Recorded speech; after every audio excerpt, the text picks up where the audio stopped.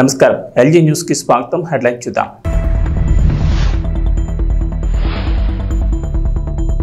తెలంగాణలో కేంద్ర ప్రభుత్వం మరో శుభవార్త. 10 నగరాల్లో 30 స్టేషన్ల ఏర్పాటుకు గ్రీన్ సిగ్నల్ ప్రకటించిన కేంద్ర మంత్రి అశ్విని వైష్ణవ్.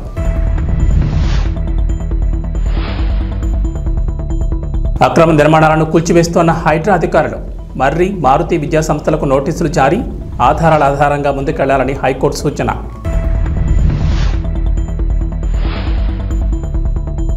తెలుగుదేశం పార్టీలో చేరే నేతలకు షాక్. చంద్రబాబు సంచలన నిర్ణయం.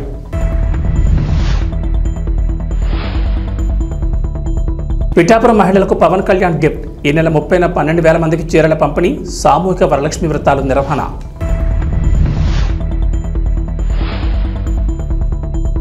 ఆంధ్రప్రదేశ్కు వాతావరణ శాఖ హెచ్చరిక. రాష్ట్రంపై అల్పపీడనం ప్రభావం. భారీ నుంచి అతి భారీ వర్షాలకు ఛాన్స్. తెలంగాణకు నరేంద్ర మోడీ సర్కార్ మరో శుభవార్త వినిపించారు. నరేంద్ర మోడీ అధ్యక్షతన జరిపిన మంత్రివర్గ సమావేశంలో కీలక నిర్ణయాలు తీసుకున్నారు. అందులో తెలంగాణకు national industrial corridor development programme కింద జహీరాబాద్లో ఇండస్ట్రియల్ స్మార్ట్ సిటీని కేటాయించగా మరో గుడ్ న్యూస్ కూడా వినిపించింది. దేశంలో కొత్త FM రేడియో స్టేషన్ల ఏర్పాటుకు కేంద్ర మంత్రివర్గం ఆమోదం తెలిపింది. ఈ మేరకు దేశంలోని 234 నగరాల్లో మొత్తంగా 730 ప్రైవేట్ FM స్టేషన్ల ఏర్పాటు కోసం త్వరలోనే ఈ వేలం నిర్వహిస్తామని కేంద్ర సమాచార ప్రసార రైల్వే శాఖ మంత్రి అశ్విని వైష్ణవ్ తెలిపారు. కేబినెట్ సమావేశంలో తీసుకున్న నిర్ణయాలను మీడియాకు మంత్రి అశ్విని వైష్ణవ్ తెలిపారు.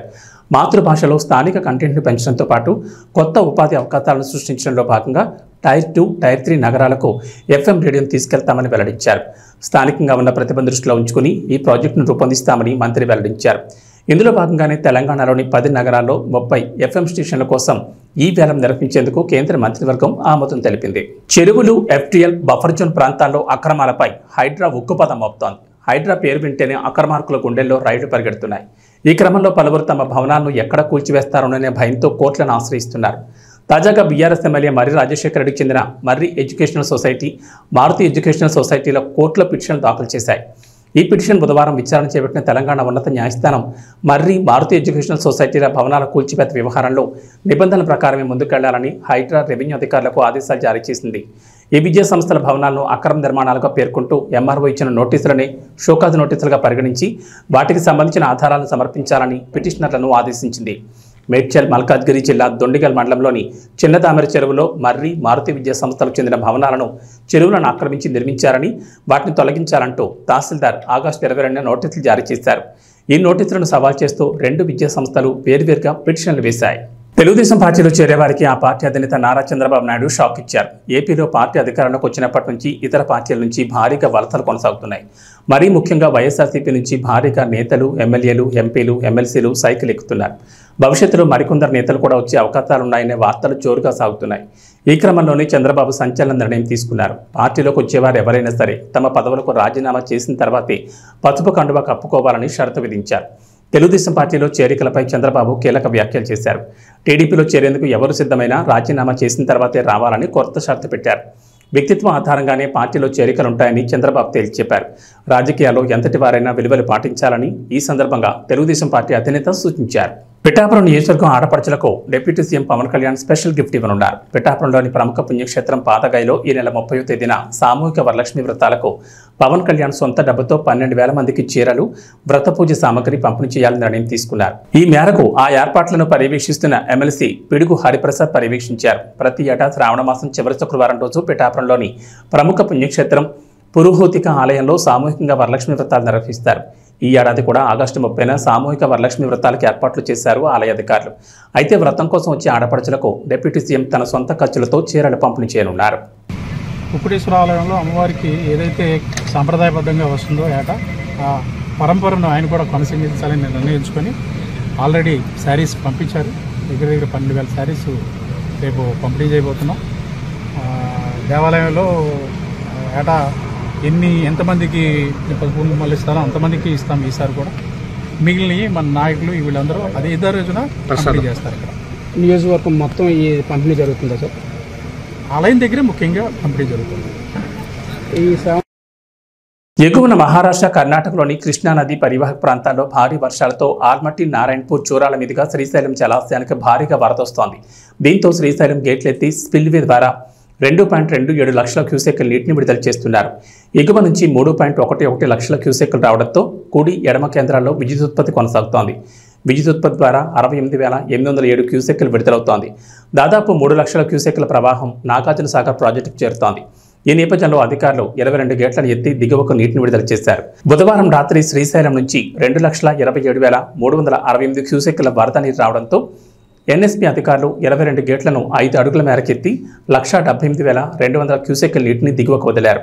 కుడి కాలువ ద్వారా 9,500 క్యూసెక్కులు, ఎడమ కాలువ ద్వారా 8,280, ప్రధాన విద్యుత్ కేంద్రం ద్వారా 28,988, ఎస్ఎల్బీసీ ద్వారా 1,800, వరద కాలువ ద్వారా 600 క్యూసెక్కులు కలిపి మొత్తం 2,27,368 క్యూసెక్కుల నీటిని విడుదల చేశారు.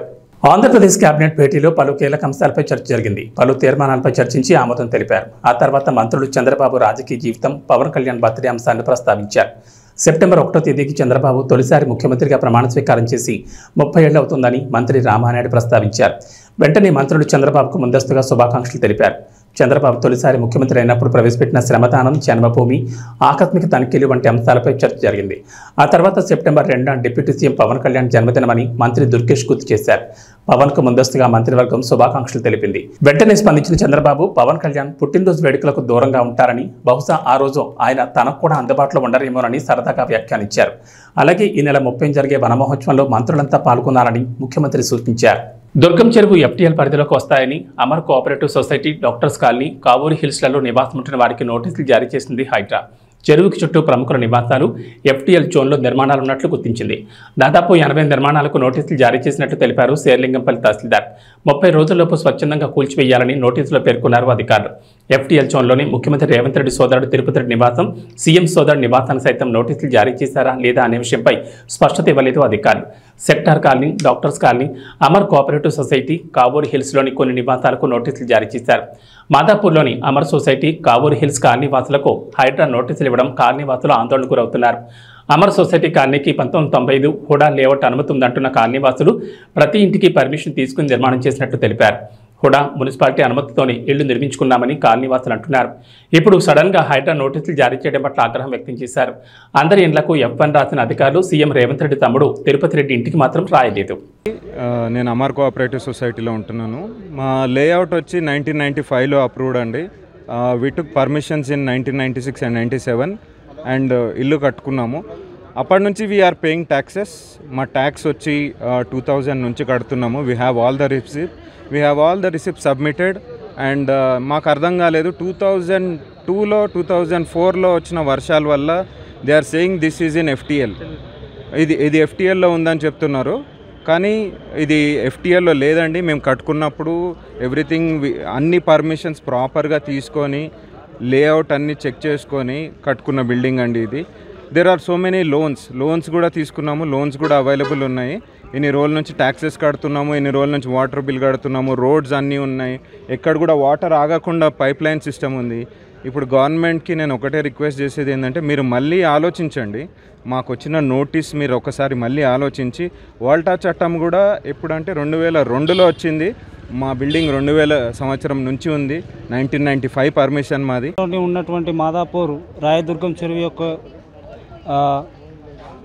డాక్టర్స్ కాలనీ కానీ మరియు అమర్ కోఆపరేటివ్ సొసైటీలో ఇచ్చినటు కావేరీ హిల్స్ ఇలా అన్ని ప్రాంతాల్లో ఇచ్చినటువంటి ఈ నోటీసులకు వ్యతిరేకంగా మేము సిపిఎం పార్టీగా డిమాండ్ చేస్తూ ఉన్నాం.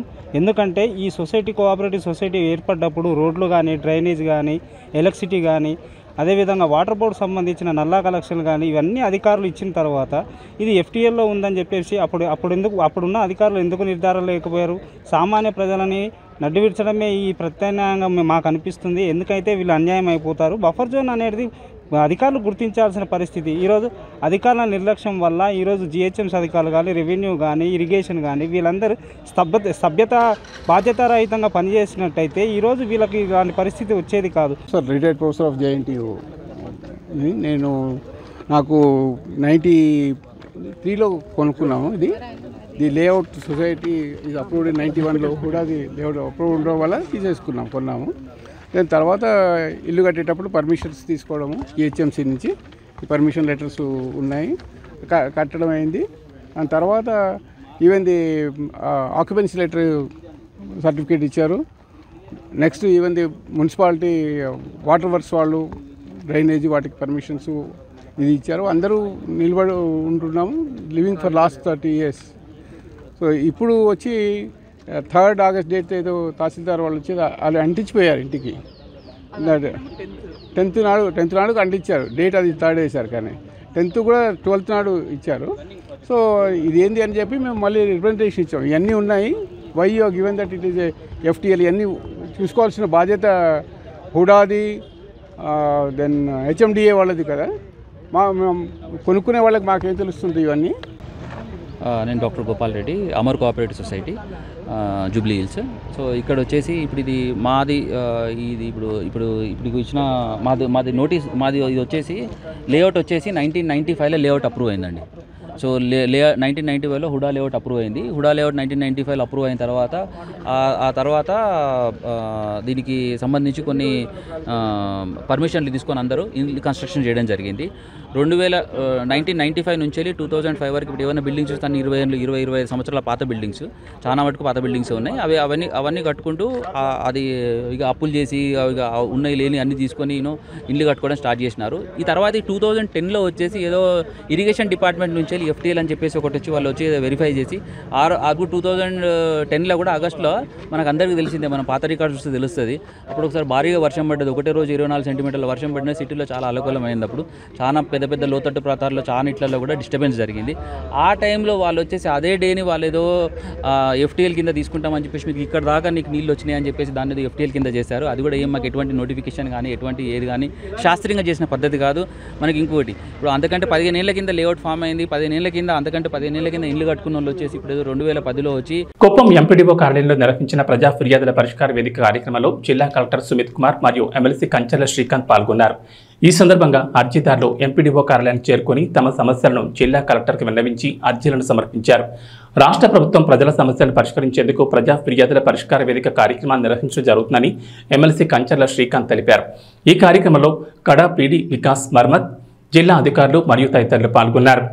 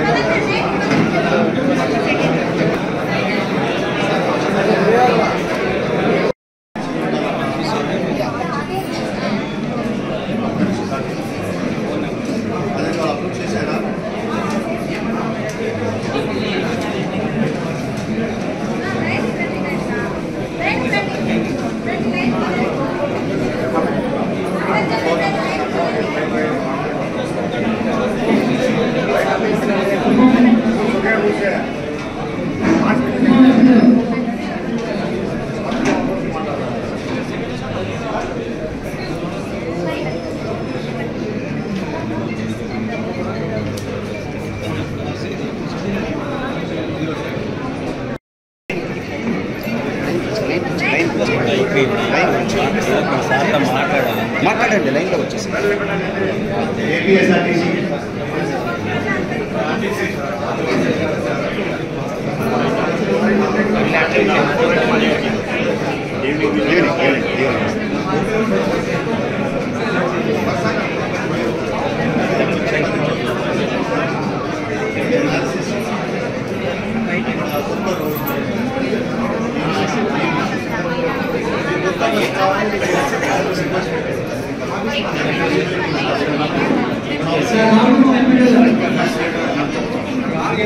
సార్ ఒప్పుకున్నాం మండే సార్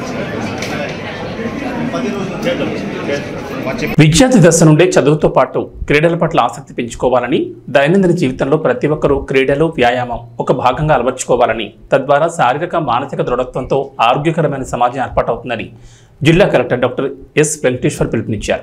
గురువారం hockey legend major Dhyan Chand జయంతి పురస్కరించుకుని దేశవ్యాప్తంగా జాతీయ క్రీడల దినోత్సవం 2024 నిర్వహణ నేపథ్యంలో స్థానిక Srinivasa sports complex, Balaji colony నుంచి మహతి ఆడిటోరియం వరకు నిర్వహించిన ర్యాలీలో పాల్గొని జెండా ఊపి జిల్లా కలెక్టర్ ప్రారంభించారు.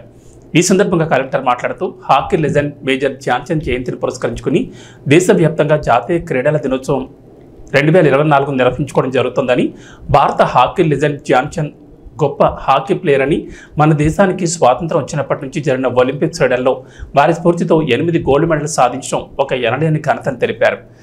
ఈ నెల 26 నుంచి పలు క్రీడల పోటీలు, ఇతర పోటీలు కళాశాలల్లో, పాఠశాలలో నిర్వహించి క్రీడలను ప్రోత్సహించే దిశగా చర్యలు తీసుకోవడం జరిగిందని తెలిపారు. ఈ మధ్యకాలంలో ప్రజలు, యువత వారి దైనందిన జీవితంలో ఉంటున్న వర్క్ స్ట్రెస్ వలన, మానసిక ఒత్తిడి వలన, సెల్ ఫోన్, సోషల్ మీడియా వంటి వాటి మితిమీరి వాడకం తదితరాల వలన క్రీడల పట్ల ఆసక్తి, సమయం కేటాయించడం, శారీరక వ్యాయామం తగ్గిందని, తద్వారా చిన్న వయసు నుంచే బీపీలు, డయాబెటీస్ వంటి పలు వ్యాధుల బారిన పడుతున్నారని తెలిపారు. వీటి నుంచి బయటపడాలంటే ప్రతి ఒక్కరూ తమ దైనందిన జీవితంలో క్రీడలు, వ్యాయామానికి కనీసం 30 నిమిషాలు కేటాయించాలని, తద్వారా ఆరోగ్యకరమైన మంచి సమాజం ఏర్పాటవుతుందని అన్నారు. చదువుతో పాటు క్రీడలు, వ్యాయామం దైనందిన జీవితంలో విద్యా దశ నుంచి అలవర్చుకోవాలని సూచిస్తూ, తద్వారా శారీరక, మానసిక దృఢత్వమే కాకుండా టీమ్ స్పిరిట్, కాన్ఫిడెన్స్ స్థాయిలు పెరుగుతాయని తెలిపారు. జిల్లాలోని టీచర్లు, పీఈటీలు క్రీడా మైదానాలు ఉన్నా లేకున్నా క్రమం తప్పకుండా విద్యార్థులకు క్రీడలు నిర్వహించాలని కోరారు. ఈ కార్యక్రమంలో జిల్లాలోని ప్రజలందరూ పాల్గొనాలని కోరారు. ఈ కార్యక్రమంలో జిల్లా క్రీడల అభివృద్ధి అధికారి సయ్యద్ సాహెబ్, జిల్లా విద్యాశాఖ అధికారి శేఖర్, జిల్లా ఒలింపిక్స్ అసోసియేషన్ అధ్యక్షులు Praveen, professor Shivashankar Reddy, director SVU Jayachandra, director SV veterinary university, జిల్లా మాస్టర్ అసోసియేషన్ ప్రెసిడెంట్ మరియు సెక్రటరీ, ఎన్సీసీ అధికారులు, వివిధ పాఠశాలల, కళాశాలల విద్యార్థులు, ఎన్సీసీ సీనియర్ సిటిజన్లు, పలువురు క్రీడాకారులు పాల్గొన్నారు. ఈరోజు మనకి నేషనల్ స్పోర్ట్స్ డే మనము జరుపుకుంటున్నాము. నేషనల్ స్పోర్ట్స్ డే మనకి గవర్నమెంట్ ఆఫ్ ఇండియా నుంచి, అదేవిధంగా మన రాష్ట్ర ప్రభుత్వం నుంచి ఇన్స్ట్రక్షన్స్ ఏమంటే, ఈ 3 రోజులు స్టార్టింగ్ ఫ్రమ్ టుడే అన్ని స్కూల్స్లో, అన్ని డిస్ట్రిక్ట్ స్పోర్ట్స్ అథారిటీ ఆధ్వర్యంలో మొత్తం డిస్ట్రిక్ట్ అంతా కూడా all sports activities, all physical fitness activities and also ఎంటర్టైన్మెంట్కి సంబంధించి అన్ని యాక్టివిటీస్ కూడా మనం జిల్లా వ్యాప్తంగా చేసుకుంటూ అందరి పిల్లల దగ్గర నుంచి పెద్దవాళ్ళ వరకు అందరినీ, ఆల్ ఏజ్ గ్రూప్స్ వాళ్ళని మనము యాక్టివేట్ చేసి ఈ క్రీడల యొక్క విశిష్టతను ఎక్కువ మనము ప్రజల్లో అందరికి కూడా తీసుకెళ్ళాలి. మనకి కాలక్రమేణా మారుతున్న పరిస్థితులు బట్టి జనాల్లో స్ట్రెస్ గురి ఎక్కువ అవుతున్నారు. అంటే సోషల్ మీడియా ప్రభావం వల్ల కానీ, లేదంటే సాలిటరీ లైఫ్ వల్ల కానీ, వీటన్నిటి వల్ల క్రీడల నుంచి దూరం అయ్యి జనాలు స్ట్రెస్కి గురయ్యి వేరియస్ మనకి ఏదైతే బీపీ, లేదంటే డయాబెటీస్, మిగతా అనేక రకమైనటువంటి డిప్రెషన్, ఇలాంటి వ్యాధులకు గురవుతున్నారు. వీటన్నిటికీ ఒకటే విరుగుడు ఏంటంటే, మనము ఫిట్గా ఉండి రకరకాల స్పోర్ట్స్ ఆడుకుంటూ, అదేవిధంగా పిల్లల్లో sports not only for their physical fitness ఒకటే కాకుండా ఒక టీమ్ స్పిరిట్ అనేది ఉంటుంది. ఒకటి వాళ్ళ కాన్ఫిడెన్స్ వాళ్ళకి బిల్డప్ చేస్తుంది. అదేవిధంగా వాళ్ళు ఎటువంటి హెల్త్ ప్రాబ్లమ్స్ కూడా గురవకుండా సమాజం కూడా ఒక వెరీ యాక్టివ్గా తయారవుతుంది. సో స్పోర్ట్స్ అనేది చాలా చాలా చాలా ఇంపార్టెంట్ అండి. సో ఇంకా మారుతున్న కాలంలో మనకి స్పోర్ట్స్ యొక్క ప్రాముఖ్యత అనేది చాలా ఎక్కువ ఉంది. దాంట్లో భాగంగానే ఈరోజు మనము ఎస్వి ఆర్ట్స్ కాలేజ్లోని ఇక్కడ మనం ఈ స్పోర్ట్స్ డేని స్టార్ట్ చేయడం జరిగింది. ఆల్ లైన్ డిపార్ట్మెంట్స్ అన్నీ కూడా గేరప్ అయి ఉన్నాయి. మొత్తం అక్రాస్ జిల్లాలో అన్ని స్కూల్స్లో కూడా మనము వేరియస్ స్పోర్ట్స్ రిలేటెడ్ యాక్టివిటీస్ అన్నీ చేస్తున్నాము. మీ అందరికీ తెలిసిందే, మొన్ననే కూడా మనకి ఒలింపిక్స్ కూడా జరిగింది. ఒలింపిక్స్లో ఒకప్పుడు భారతదేశానికి ఎంతో గౌరవ ప్రతిష్టలు అందించినటువంటి మేజర్ ధ్యాన్ చంద్ గారిని స్మరించుకొని ఈరోజు ఆయన ఐ థింక్ పుట్టినరోజు కదా, పుట్టినరోజుకి సంబంధించి ఈరోజు మనము స్పోర్ట్స్ నిర్వహించుకుంటున్నాం. ఒలింపిక్స్కి ఇండిపెండెన్స్ వచ్చిన తర్వాత భారతదేశానికి సుమారుగా 8 గోల్డ్ మెడల్ హాకీలో తీసుకొచ్చిందంటే అది కేవలం ఆయన ఘనత అని చెప్పాలి. సో ఆయనని మనము ముందు పెట్టుకొని ఫ్లాగ్ బేరర్గా పెట్టుకొని మనం దేశమంతటా కూడా ఈరోజు ఈ స్పోర్ట్స్ డే అనేది నేషనల్ స్పోర్ట్స్ డే నిర్వహించుకుంటున్నాము. సో మీరు ఇక్కడ చూసుంటారు, పిల్లల దగ్గర నుంచి పెద్ద వయసు వాళ్ళు, అసలు వయసుతో సంబంధం లేకుండా అందరూ చాలా యాక్టివ్గా ఇక్కడ మనము చేసుకుంటున్నాం. అదేవిధంగా I request all school teachers, అదేవిధంగా ఆల్ పీటీ మాస్టర్స్ అందరినీ కూడా పిల్లల్ని మీకు వీలైనంత గ్రౌండ్స్ ఉన్నా లేకపోయినా దగ్గరలో ఫిజికల్ యాక్టివిటీస్ అనేది ఖచ్చితంగా ప్రతి ఒక్కరికి చేపించాలి. ఎక్కువ టైం స్పెండ్ చేయాలి. చదువుతో పాటు ఈక్వల్గా కూడా వాటికి మనం టైం కేటాయించినట్టయితే పిల్లల్లో ఒక మనోస్థైర్యము, ఒక కాన్ఫిడెన్స్, టీమ్ బిల్డింగ్, అదేవిధంగా వాళ్ళు ఏదైనా సాధించగలమనే ఒక తపన, ఇదన్నీ కూడా డెవలప్ అవుతుంది apart from health benefits. So I request everyone to take part in this sports National Sports Day. ఈ 3 days activities లో request all the people in the Tirupati district to take part. ఈ re release trend మాట ఏమో కానీ fans దెబ్బకి theatre యాజమాన్యాలు తరల పట్టుకుంటున్నాయి. Re release cinema తమ థియేటర్లో వెయ్యాలా వద్దా అన్నట్లుగా ఆలోచిస్తున్నారు. ఎందుకంటే తమ అభిమాన హీరో బ్లాక్ బస్టర్ చిత్రాన్ని మరోసారి థియేటర్లో చూసేసరికి ఫ్యాన్స్కి పూనకాలు వచ్చేస్తున్నాయి. అసలు థియేటర్ స్క్రీన్పై బొమ్మ చూసే అవకాశం కూడా లేకుండా పేపర్లు విసరడం, స్క్రీన్ మీదకెక్కి డాన్సులు చేయడం, అరుపులు కేకలు, అబ్బబ్బో ఏమని చెప్పాలి ఆ హంగామా. ఇదంతా ఒక ఎత్తు అయితే తాజాగా అక్కినేని నాగార్జున పుట్టినరోజు సందర్భంగా రీ రిలీజ్ అయిన మాస్ సినిమాకి బీభత్సం సృష్టించారు ఫ్యాన్స్. కర్నూలులోని ఓ థియేటర్లో అయితే బాణాసంచా పేల్చి చుక్కలు చూపించారు. కర్నూలులోని ఓ థియేటర్లో మాస్ సినిమాను రీ రిలీజ్ చేశారు. అయితే సినిమా పూర్తయిన తర్వాత Nagarjuna super hit songs mash up వేశారు. హలో బ్రదర్ చిత్రంలోని కన్నెపెట్టరో కన్ను కొట్టరో పాట ప్లే అవుతుండగా స్క్రీన్ ముందు టపాసులు పేల్చారు ఫ్యాన్. ఈ దెబ్బతో థియేటర్ మొత్తం పొక్కమ్మేసింది. ఫైర్ అలారం మోగుతున్నా సరే ఫ్యాన్స్ అదే ఊపులో చిందులు వేస్తూ కనిపించారు. ఈ వీడియోలు సోషల్ మీడియాలో తెగ వైరల్ అవుతున్నాయి. ఇక వాతావరణ విషయానికి వస్తే ఏపీలో వర్షాలు కురుస్తాయంటోంది వాతావరణ శాఖ. తూర్పు మధ్య బంగాళాఖాతంలో ఉపరితల ఆవర్తనం ఏర్పడగా ఈ ప్రభావంతో ఇవాళ అల్పపీడనం ఏర్పడే అవకాశం ఉందని అంచనా వేస్తున్నారు. ఈ అల్పపీడనం 2 రోజుల్లో ఇది పశ్చిమ వాయు దిశగా కదులుతూ దక్షిణ ఒడిశా, ఉత్తరాంధ్ర తీరాలకు దగ్గరగా వెళుతుందని భావిస్తున్నారు. ఈ అల్పపీడన ప్రభావంతో రాబోయే 4 రోజుల్లో రాష్ట్ర వ్యాప్తంగా విస్తారంగా వర్షాలు కురుస్తాయని అంచనా వేస్తోంది. ఇవాళ శ్రీకాకుళం, పార్వతీపురం, మన్యం, అల్లూరు సీతారామరాజు, చిత్తూరు, శ్రీ సత్యసాయి, అన్నమయ్య జిల్లాల్లోని కొన్ని ప్రాంతాల్లో ఓ మోస్తరు వర్షాలు కురిసే అవకాశం ఉందని విపత్తుల నిర్వహణ సంస్థ తెలిపింది. విజయనగరం, విశాఖపట్నం, అనకాపల్లి, కాకినాడ, డాక్టర్ బిఆర్ అంబేద్కర్ కోనసీమ, తూర్పుగోదావరి, పశ్చిమ గోదావరి, ఏలూరు, కృష్ణా, ఎన్టీఆర్, గుంటూరు, బాపట్ల, పల్నాడు, ప్రకాశం, నెల్లూరు, తిరుపతి, కర్నూలు, నంద్యాల, అనంతపురం, కడప జిల్లాల్లోని కొన్ని ప్రాంతాల్లో తేలికపాటి వర్షాలు కురిసే అవకాశం ఉందని అంటున్నారు.